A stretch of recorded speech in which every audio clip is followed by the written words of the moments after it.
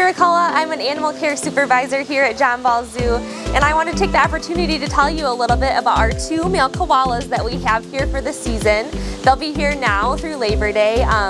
It was a really exciting opportunity for me. I've been here at the zoo full-time for over 12 years, and I really just enjoy kind of your atypical medium-sized mammal. So just something that we don't get to see every day was a really exciting opportunity for the zoo. And it wasn't a small feat to get these guys here. It actually took quite a bit of work. They are an endangered species. The Australian government back in February just upped them from threatened to endangered.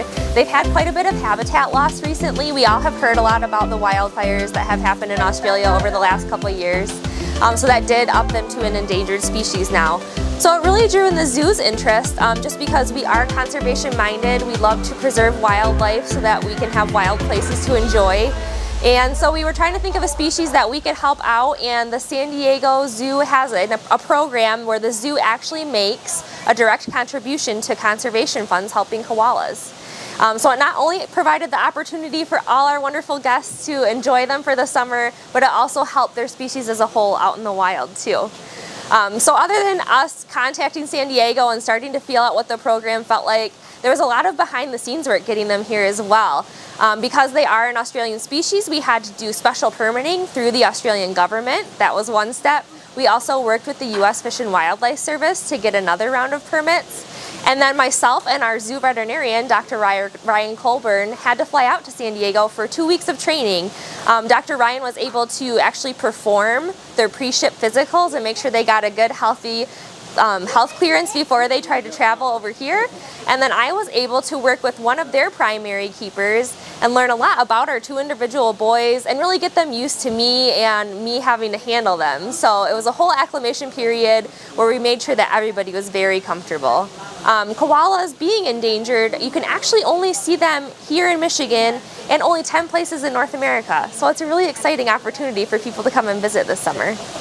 After our 2 weeks of training out at San Diego, myself and one of the zookeepers, Jenny from San Diego, actually flew back with me. Thanks to Amway, we were actually able to fly privately, which was a much more relaxing experience for both us and the koalas, instead of having to try to get through a check-in with them.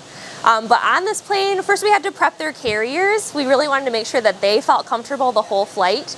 So we actually do put a resting fork branch in the carrier for them so they have something really comfortable to sit in that they're used to. And then we also offer them eucalyptus during the whole flight, so they have in-flight service as well.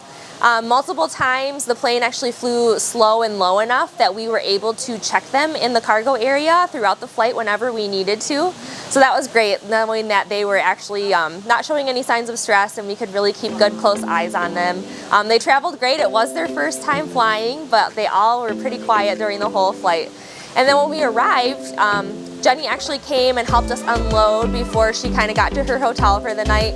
And she even had the personal insight to these 2's personalities on where we should actually move forks or put feeding containers. And so even on site the night of arrival, we were still kind of just really making sure the habitat was just perfect for these 2.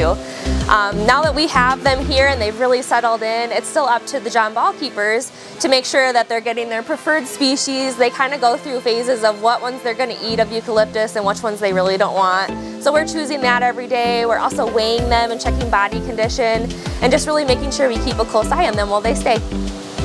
As you come to plan your visit to visit us at John Ball Zoo, just be aware that the koalas do sleep a bit. Their eucalyptus is quite a low-calorie food, but there are some really good times to see them nice and active if that's what you want to see. Those times are going to be right around their breakfast, right around about 10 o'clock, and then later in the afternoon. We can't wait to see you guys soon.